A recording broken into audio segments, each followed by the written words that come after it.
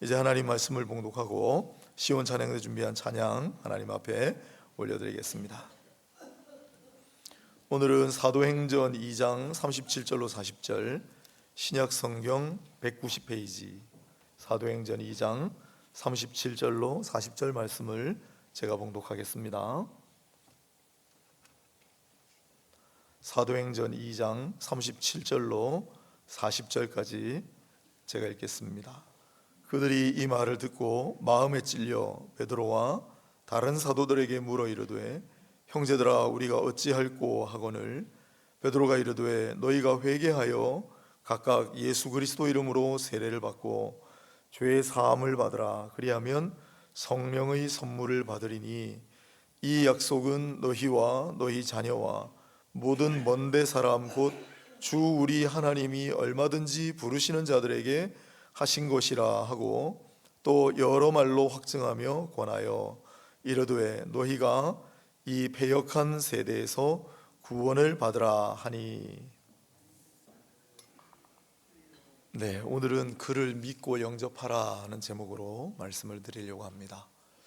지난주까지 우리가 무엇을 전해야 할 것인가 라는 주제를 놓고 그는 누구인가를 전하면 좋겠다, 또 그는 무엇을 하였는가를 알고 전하면 좋겠다, 또 그는 지금 무엇을 하고 계시는가를 알고서 전하면 좋겠다라는 마음으로 강론을 했습니다.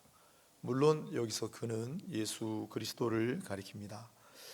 왜 우리는 그를 알아야 합니까? 왜 우리는 그분이 하신 일과 그분이 지금 무슨 일을 하고 계시는지를 알아야 합니까? 그분을 믿기 위해서입니다. 그분을 구주로 영접하고 그분을 따르기 위해서 그리합니다. 그래서 오늘 우리가 전해야 할 복음의 핵심도 바로 여기 있는데, 오늘은 바로 그와 관련된 사도행전의 역사를 통해 당시 사람들은 무엇을 전했으며 그래서 어떤 일이 일어났는지를 살펴보고자 합니다. 우리 사는 이 시대에도, 우리가 사는 이 공간에도 똑같은 역사가 일어나기를 소망하는 마음에서 그렇습니다. 오늘 먼저 본문을 보면 37절에 그들이 이 말을 듣고 마음에 찔려라고 시작합니다. 무슨 말을 들었길래 마음에 찔렸을까요? 바로 그 앞 구절에 있습니다.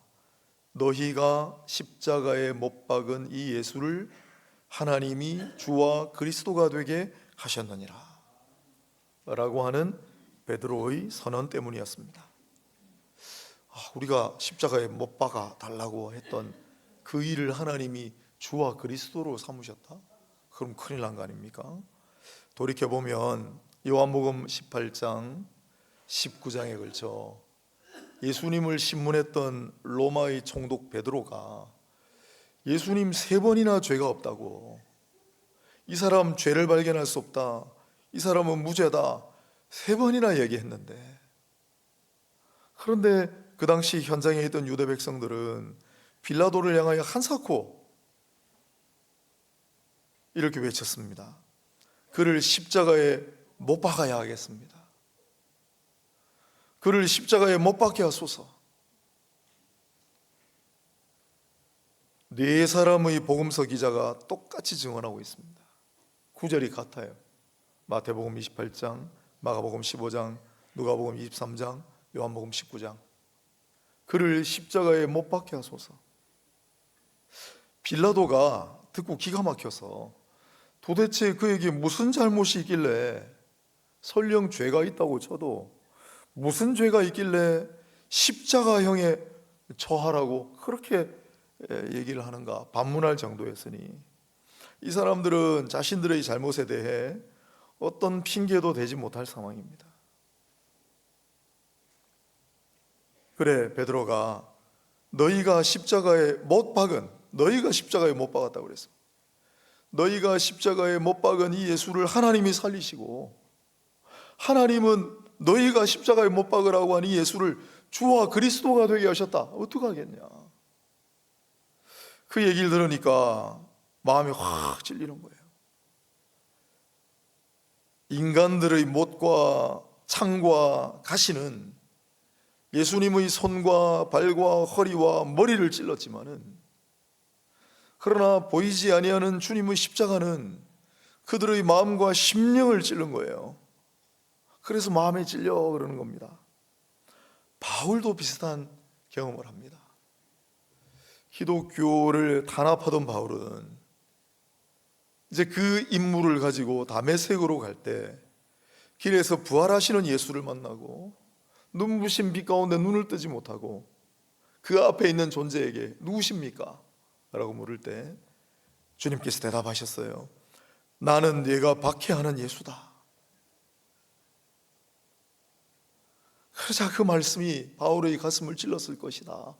왜냐하면 이어지는 전후 문맥이 그런 상황을 우리에게 전해줍니다. 뿐만 아니라 스데반 집사가 사도행전 7장에 나오는 얘기죠. 비슷한 취지로 유대인들을 향하여, 자기를 잡아 가둔 유대인들을 향하여 너희가 의인을 죽인 살인자니라 라고 할 때 그들도 그 말을 듣고 제사장을 비롯한 유대인들이 마음에 찔려 했다라고 했습니다. 1893년 무렵인데 평양에 당시 유명한 깡패나 다름없는 이기풍이라는 남자가 살았습니다. 유명한 인물이라 몇 번 말씀을 드렸는데, 아주 거들먹거리면서 지나가는 평양 좌수를 보고, 높은 관리입니다, 그냥 달려들어서 빡치기를 해가지고 내동댕이를 치는 바람에 감방에 가기도 했습니다. 그런 인물이에요. 그런데 1893년에 평양에서 활동하던 사무엘 마펫 선교사님이 계셨는데, 그 선교사님이 길에서 회개하고 예수를 믿으세요 라는 소리를 하고 다니니까 그 소리가 너무 듣기 싫어가지고 한날은 작정하고 가서 돌을 던져서 정확하게 턱을 가격해서 턱이 깨져서 피투성이가 된 채로 선교사님이 쓰러졌어요. 요즘 같으면 뭐 고소하고 난리가 났겠지만 아무 말씀도 안 하세요. 조금 회복을 하시고 난 다음에 다시 복음을 전하시는데 사람들이 마음이 열려가지고 신자들이 생기기 시작하고, 그래서 예배당을 이제 짓기로 했습니다. 그런데 예배당을 세운다는 소리를 듣고 이 이기풍이라는 사람이 자기하고 비슷한 사람들을 데려다가 다 때려 부수고 왔습니다. 그런데도 선교사님은 그들을 용서하고 한없이 부드럽게 대하고, 그 모습을 보면서 많은 사람들이 오히려 감화를 받았다고 합니다. 그러다 보니까 이기풍도 마음이 편치 못하죠. 어느 날 잠을 자는데 환상을 봅니다. 환상 속에 누군가 나타났어요. 그리고 이렇게 얘기하셨습니다. 기풍아, 기풍아, 너 왜 나를 이렇게 핍박하느냐? 그 환상을 보고 마음이 너무 찔렸습니다. 그래도 자존심 때문에 고개를 숙이기 싫어서 마침 전쟁이 나고 전염병이 돌아 그걸 핑계 삼아 원산으로 도망가 버렸어요. 근데 원산 땅에 갔는데도 스왈렌 선교사님이란 분이 길에서 똑같이 자기를 보자마자 회개하고 예수를 믿으세요 하는 게 아닙니까? 그 말이 찔려서 결국은 그 길로 평양으로 돌아가 마펫 선교사님 앞에 무릎을 꿇고 100배 사죄하고 용서를 구했습니다. 그리고 그날로 예수를 영접하고 복음의 증인이 되었습니다. 이기풍 선교사님은 이제 신학교를 가셔서 한국 최초의 장로교 목사 7인 중에 한 명이 되셨죠. 제주도 선교사라고 하셨잖아요. 이기풍 선교사님이 제주도로 왜 가셨는지 혹시 들어보셨어요? 제주도 사는 김재원이라는 분이 있었는데 죽을 병에 걸려서 누군가 이야기하기를 한양에 가면 외국 선교사님들이 오셔서 병을 고친다더라. 그래서 제주도에서 한양으로 올라가요. 그런데 정말 의사를 만나서 병을 고침을 받았습니다. 근데 자기를 치료해주는 의사가 누구냐면 박서양이라는 사람인데 백정아들이에요. 나중에 그 사실을 알게 되고 자기의 병을 고침받은 것도 신기한데 어떻게 백정아들이 의사가 돼가지고 자기를 고쳐주나, 도대체 이런 일들이 어떻게 있을 수 있나, 복음 때문이라는 걸 알게 돼요. 그래서 제주도 돌아가서 편지를 씁니다. 선교본부에 제주도에도 복음 전할 수 있는 사람을 보내주세요. 그래서 선교부에서 평양신학교 교장 선생님이었던 사무엘 마페 선교사님에게 누가 갈 사람이 없겠습니까? 그때 졸업생들이 있었는데 이기풍을 불렀습니다. 나이가 1살 차이밖에 안 나요. 이기풍이 1살 어립니다. 마페 선교사님이 턱을 어루만지면서 기풍이 자네가 제주도로 가게. 그래서 이기풍 선교사님이 제주도로 오신 거예요.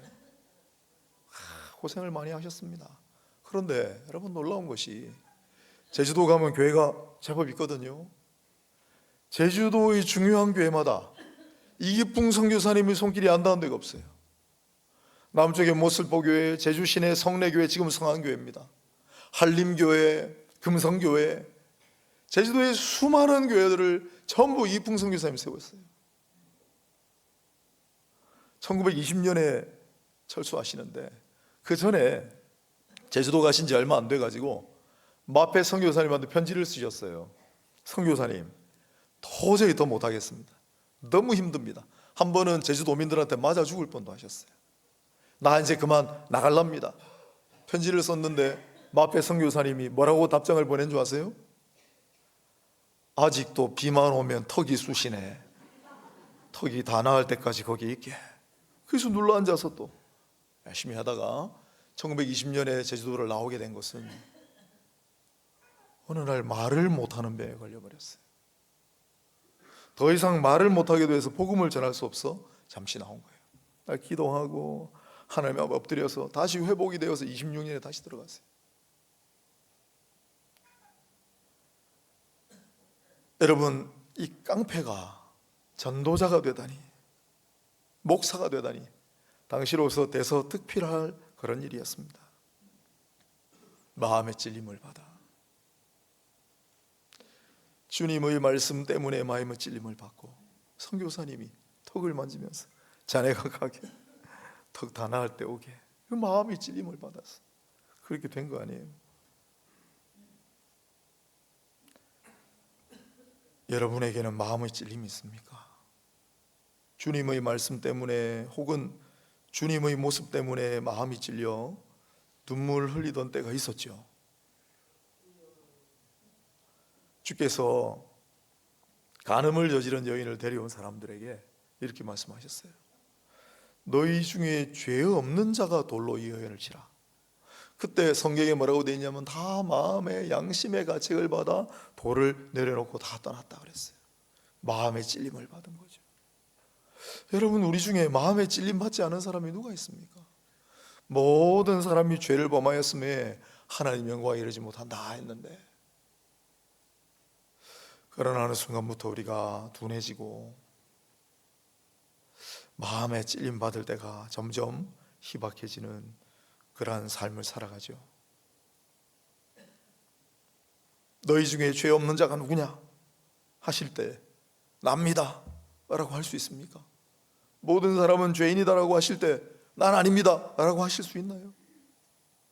사실 마음 찔림 받을 만한 일이 그렇게 많지는 않은 세상입니다. 그러나 우리의 마음을 찌르는 게 하나 있습니다. 예수님의 십자가예요. 주님의 십자가를 깊이 묵상하면 그 주님의 십자가가 내 마음을 찌릅니다. 내 죄 때문에 돌아가셨지. 지금도 이 못난 나를 위해 기도하시지. 내가 그 주님의 은혜에 보답하는 삶을 살고 있나? 사실 교회는 예수님 때문에 나오는 곳입니다. 오늘은 주일인데 주의 날이잖아요. 여러분, 교회 와서 예배를 드리시면 다른 거 생각 안 하셔도 됩니다. 그냥 예수, 나를 부르시고 나를 구원하시고 나를 새삼 살게 하신 것은 예수님이잖아요. 특별히 예수님의 그 은혜와 무엇보다도 예수님의 십자가를 깊이 깊이 묵상하셔서 비록 따끔거리고 아플 때가 있지만 그 예수님의 십자가가 영적인 칼과 장이 되어 우리 심령을 찔러 쪼개는 그러한 역사가 있게 되기를 소망합니다.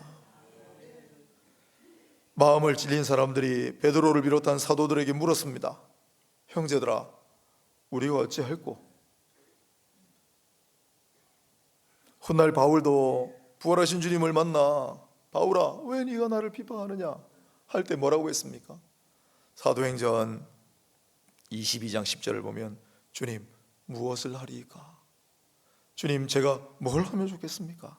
근데 똑같은 말이에요.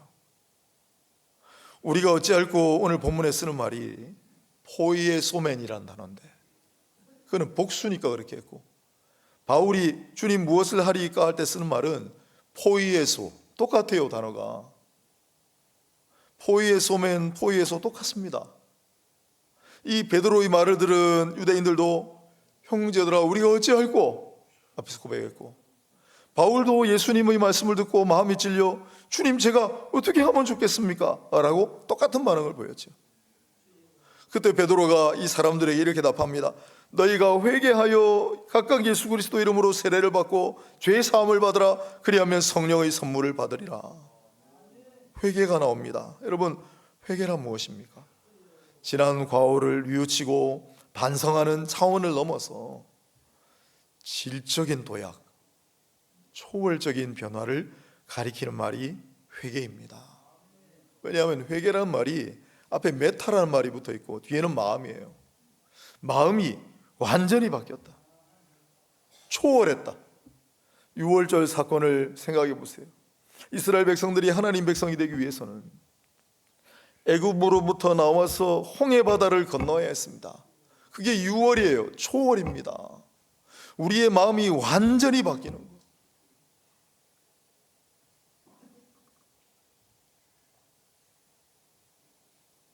이제부터라도 그분의 음성을 듣고 마음문을 활짝 열고 그분을 영접하여 그분을 구주로 삼고 살기로 결단하는 마음의 변화가 바로 회개입니다. 그런데 이건 속에서 일어나는 변화니까 밖에서 보면 알 길이 있어야죠. 그래서 다른 사람들도 인지할 수 있는 변화의 표시가 바로 세례가 되겠습니다. 세례라고 하면 사람들은 물을 뿌리는 세례냐, 물에 잠기는 세례냐, 그런 거 많이 이야기하는데, 세례의 본질은 사도 바울의 표현을 빌자면 죽음입니다. 예수 그리스도와 함께 십자가의 죽음으로 옛사람은 죽어버리고 새 사람으로 거듭나는 것, 예수께서 나를 대신해서 십자가에 죽으셨기 때문에 내가 그를 믿으면 다시 새롭게 살아날 수 있다는 사실을 이해하고 인정하고 외적으로 고백하는 행위가 바로 세례입니다. 세례는 혼자 하지 않습니다. 병상 세례를 제외하고 모든 사람들 앞에서 공개적으로 하는 겁니다. 초대교회는 이 세례의 과정을 정말 중요하게 여겼습니다. 세례의 핵심은 고백에 변화가 있습니다. 내가 예수를 믿습니다. 내가 예수를 구주로 영접하겠습니다. 나는 지금부터 예수를 따르겠습니다라고 고백할 뿐만 아니라 회개의 변화가 있어야 합니다. 일시적인 변화로서는 안 되고 지속적인 변화가 필요했습니다. 그래서 초대교회는 세례를 원하는 사람을 먼저 세례 후보자로 세웠습니다. 그리고 이 사람이 세례 받을 수 있는가를 지켜봅니다. 우리 신앙의 선배 한 분이 그들 중에 일부는 아직 죄의 문제가 해결되지 않은 사람들이라 그들의 입맞춤이 아직 순결하지 않기에 교회 내에서 평화의 입맞춤에는 참여할 수 없다. 그래서 지켜봐요. 그런데 그 기간이 1년도 되고 2년, 3년이 걸릴 때도 있었다고 합니다. 이제 세례를 받아도 되겠다 인정을 하면 그 다음 단계로 세례 적임자로 세웠습니다.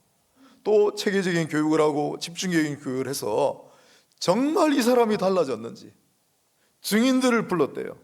이 사람 정말 옛날하고 달라졌습니까? 이 사람 세례 받을만 하겠습니까? 그래서 그게 인정이 되면 그래서 신규 세례인으로 세례를 받게 했습니다. 세례를 받은 다음에도 성찬에 어떻게 참여할 것인지, 그리고 세례교인으로서 어떻게 살아가야 할지를 강조하고 가르쳤다고 합니다. 우리에게도 학습교인이 있고 세례교인이 있고 막 세례 받으신 분이 있고 또 세례 받은 지 오래된 세례교인들이 계시죠. 그러나 본질은 똑같습니다. 여러분의 삶에는 회개의 증거가 있습니까? 변화의 고백뿐만 아니라 변화의 증거가 있습니까? 우리의 삶에는, 우리의 심령에는 참된 변화가 보입니까? 그러한 회개의 증거가 있게 되기를 바랍니다. 그러한 참된 변화가 보이기를 바랍니다. 이제 4월 첫주면 올해 세례 입교 학습식을 할 텐데 지금 한 20명 정도 될 거예요. 늘 세례 받는 분들이 더 많아지면 얼마나 좋을까 기도하면서 다음에는 공이 하나 더 붙으면 좋겠다 생각했습니다. 얼마나 많은 사람들이 이걸 모르고 살아요. 길을 걸어가면 10 중에 9은 몰라요. 한 사람이라도 더 우리가 이걸 전해서 한 사람이라도 더 극적으로 변화하여 회개를 하고 또한 세례를 받고 그래서 예수의 사람으로 변화되는 놀라운 역사들이 일어나기를 바랍니다. 그렇게 나를 대신하여 돌아가신 그리스도를 영접하여 죄의 사함과 성령의 선물을 받으라는 말씀이 이어집니다. 성령이 중요합니다. 이 모든 과정 위에 성령의 역사가 있습니다. 성령에 의하지 아니하고는 누구라도 이런 구원의 과정을 겪을 수가 없습니다. 여러분, 스데반 집사가 너희가 죄도 없는 의인을 죽인 살인자 아니라 했을 때 그걸 듣고 있던 유대인들이 마음에 찔렸다 그랬습니다. 그런데 이 베드로의 선포를 들었던 사람들처럼 바울처럼 우리가 어찌할꼬 회개하고 세례를 받은 것이 아니라 스데반 집사의 그 말을 듣고 마음에 찔린 그들은 돌을 들어서 이를 갈고 스데반 집사를 돌로 쳐 죽였습니다. 왜 그런 차이가 일어났습니까? 성령의 역사가 없어서 그렇습니다. 오직 성령의 역사가 있어야만 회개와 중생과 세례의 부흥이 일어나는 겁니다. 세례의 역사가, 성령의 역사가 없으면 시기와 질투와 미움과 분노가 있을 뿐입니다. 우리 미국 교회가 쇠락했다고 그냥 쉽게 이야기하지만 미국 교회는 역사와 전통 뿌리가 아주 깊습니다. 지난 코로나 기간인데 2020년부터 미국 캘리포니아에, 오늘 미국에서 오신 분이 지금 예배 드리고 계신데 LA 근처에서 오셨다는데 아마 그 부분일 겁니다. 캘리포니아 해변에 5월만 되면은 놀라운 일이 벌어지고 있습니다. 이 이야기는 그린이라고 하는 한 부부가 똑같이 꿈속에 환상을 보고 난 다음에 일어난 일입니다. 그 두 분은 캘리포니아 쪽으로 이사를 오셔가지고 교회들에 호소하고 본인들도 전도해서 2020년부터 이 캘리포니아 해변에서 일어나는 일은 수많은 젊은 사람들이 바닷가로 모여서 바다에 들어가서 세례를 받는 역사입니다. 2023년에는 점점 많아져서 2023년에는 4,200명이 캘리포니아 그 바다에서 세례를 받았습니다. 작년인 2024년에는 6,000명의 젊은이들이 그 캘리포니아 바닷가로 모여서 바닷물에 들어가서 전부 세례를 받았습니다. 그리고 캘리포니아까지 오지 못하는 사람들은 각자 자기 지역에서 교회에서 6,000명이 더 세례를 받아 작년 5월에는 부활절 이후에 합니다. 성령의 역사를 기대하며 그렇게 기도하고 준비했던 미국의 젊은이들, 특히 젊은 세대가 많습니다. 12,000명이 한날 한시에 세례를 받았습니다. 성령의 역사입니다. 올해도 5월에 이제 캘리포니아에서 그 일이 벌어지겠죠. 4,200명에서 6,000명이 됐으니까 올해는 더 커지지 않겠습니까?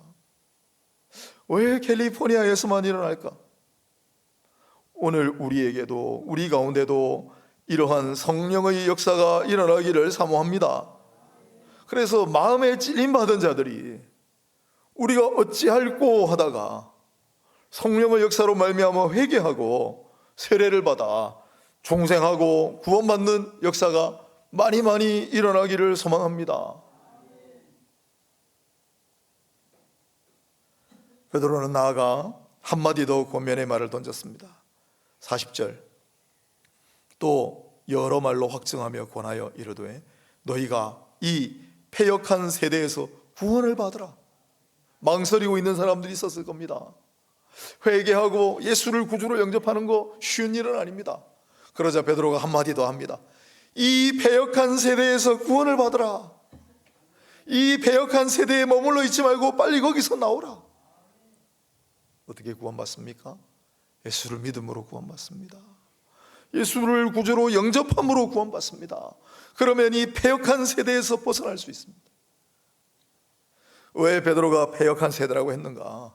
예수님이 살아계시는 동안에 당시의 시대를 바라보면서 패역한 세대라고 하셨습니다. 마태복음 17장 17절에 나옵니다.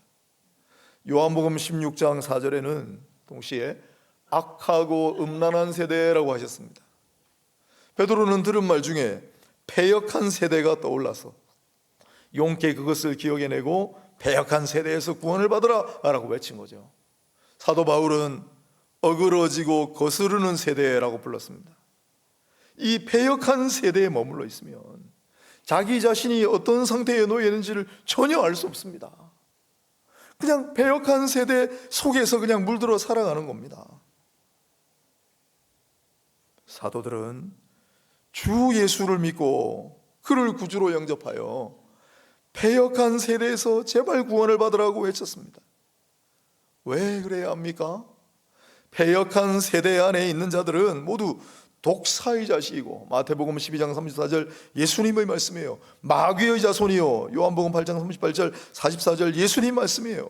패역한 세대에 갇힌 자들은 독사의 자식이고 마귀의 자손밖에 될 수가 없는 거예요. 그러나 예수를 믿음으로 예수를 영접하는 이들은 모두 하나님의 자녀가 되는 영광을 누릴 수 있습니다. 패역한 세대의 메인자들은 만몬의 노예가 될 수밖에 없지만은, 그러나 예수를 구주로 받아들인 이들은 모두 하나님의 상속자가 되어, 하나님의 상속자이니 더 부러울 것이 뭐가 있겠습니까? 무엇이 더 부족하겠습니까? 그러니 재물의 노예가 되지 아니하고 이제는 재물을 다스리는 자가 될 수 있다. 패역한 세대에 묻혀있는 자들은 모두 어둠에 다니는 자들이다. 요한복음 8장 12절에 예수님께서 말씀하셨어요. 그러나 예수로부터 구원을 받는 이들은 모두 빛의 자녀들이 된다. 데살로니가전서 5장 4절입니다. 왜 패역한 세대로부터 구원을 받아야 합니까? 왜 예수를 믿고 예수를 영접함으로 이 패역한 세대에서 벗어나야 합니까? 첫 번째 이유는 바로 신분의 변화, 정체성의 변화 때문에 그렇습니다. 패역한 세대에 그대로 머물러 있으면 우리는 어둠에 갇힌 자들일 수밖에 없고, 재물의 노예가 될 수밖에 없고, 또한 마귀의 자식이 될 수밖에 없는 겁니다. 그러나 예수를 구주로 믿고 영접하는 자들은 하나님의 자녀가 되고 하나님의 상속자가 되고 빛의 자녀들이 되는 신분의 변화와 정체성의 변화를 체험하게 되는 것이기 때문에 그렇습니다. 또한 패역한 세대에서 구원을 받아야 하는 이유는 두 번째로 전인적인 변화 때문입니다. 신분상의 변화, 정체성의 변화뿐만 아니라 모든 것이 달라져요. 이 패역한 세대에는 안목의 정욕과 육신의 정욕과 이생의 자랑 때문에 달콤한 유혹이 가득합니다. 그 달콤한 유혹을 이기지 못해요. 인간은 그 달콤한 유혹에 빠져서 결국은 악을 가까이하고 죄를 짓게 되어 있습니다. 그러나 패역한 세대로부터 구원을 받은 자는 오히려 악을 미워하고, 로마서 12장 9절 피 흘리기까지 죄와 싸우며, 히브리서 12장 4절 몸의 행실을 죽이려는, 로마서 8장 13절 그런 마음가짐으로 살아가게 됩니다. 완벽하게 그렇게 살 수는 없지만 적어도 그런 마음가짐으로, 그런 태도로 성령께 끝없이 도우심을 구하고 주 예수를 바라보고 의지하며 주여 악으로부터 멀리하게 하시고 죄를 피 흘리기까지 싸우게 하시며 또한 몸의 못된 행실을 죽이고 살아갈 수 있게 하여 주옵소서 기도할 수 있게 됩니다. 또한 패역한 세대로부터 구원받음은 총체적인 변화를 가져옵니다. 총체적인 변화란 자기 자신의 변화뿐만 아니라 가족의 변화를 포함합니다. 오늘 본문 39절을 보면 이 약속은 너희와 너희 자녀와 라고 되어 있잖아요. 예수를 믿고 예수를 구주로 영접하면 혼자만 구원받는 데 머무는 것이 아니라 놀랍게도 주 예수를 믿으라 그리하면 너와 네 집이 구원을 받으리라 하고 말씀하셨습니다. 그 말씀 틀렸습니다 라고 말할 수 있는 인생이 없습니다. 처음 신앙생활을 혼자 시작할 때는 외롭고 쓸쓸했지만은 그때 주 예수를 믿으라 그리하면 너와 네 집이 구원을 얻으리라. 이 말씀이 정말 우리 가정에도 실현이 되겠나? 우리가 몇 대째 내려오는 유교 집안인데 얼마나 제사를 많이 드리고 얼마나 우리가 우상 숭배하던 집안인데 그게 되겠나? 여러분, 한 사람이 예수를 믿음으로 말미암아 온 집안이 구원을 받는 그러한 사례는 차고도 넘칩니다. 부산에 활동하는 유명한 목사님들 중에도 그런 분들이 많이 계십니다. 왜 예수를 믿음으로 구주로 영접해야 합니까? 가족의 구원, 가족의 변화, 영적 유익이 있기 때문입니다. 나아가 예수를 믿음으로 오늘 본문 39절을 다시 보십시다.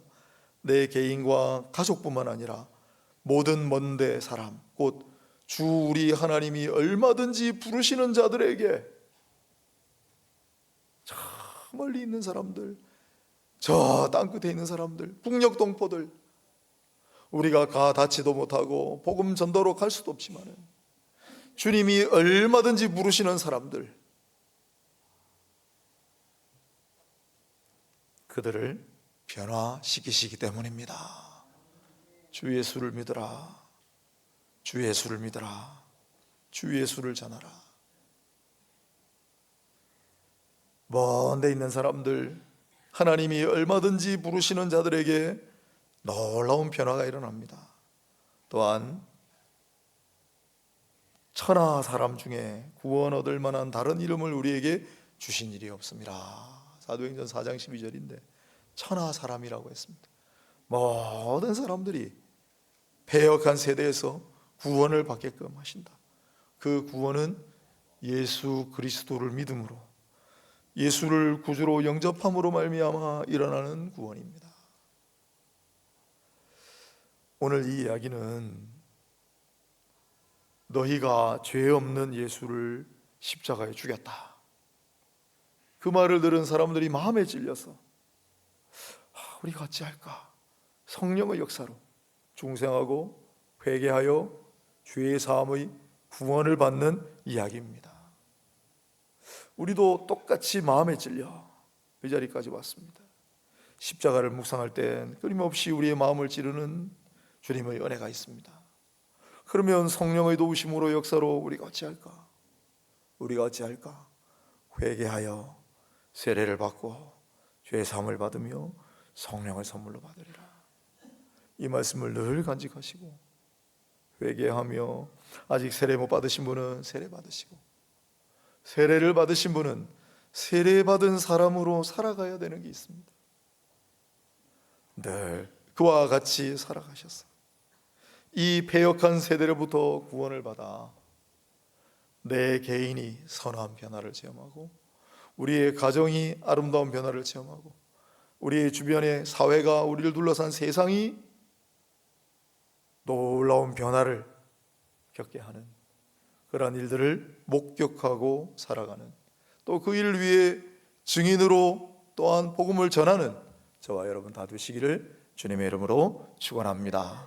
하나님, 오늘 마음에 찔려 우리가 어찌할꼬? 주 예수를 믿음으로 회개하고 세례를 받고 죄의 사함을 받고 성령을 선물로 받으라 라고 하신 말씀을 묵상하였습니다. 말씀 곳곳에 우리가 함께 했던 이야기들이 우리의 마음에 새겨지게 하시고, 소망을 가지고 그 말씀을 붙들고 우리에게도 모든 약속들이 이루어지는 은혜가 있게 하여 주옵소서. 우리의 구주 예수 그리스도 이름으로 기도합니다. 아멘.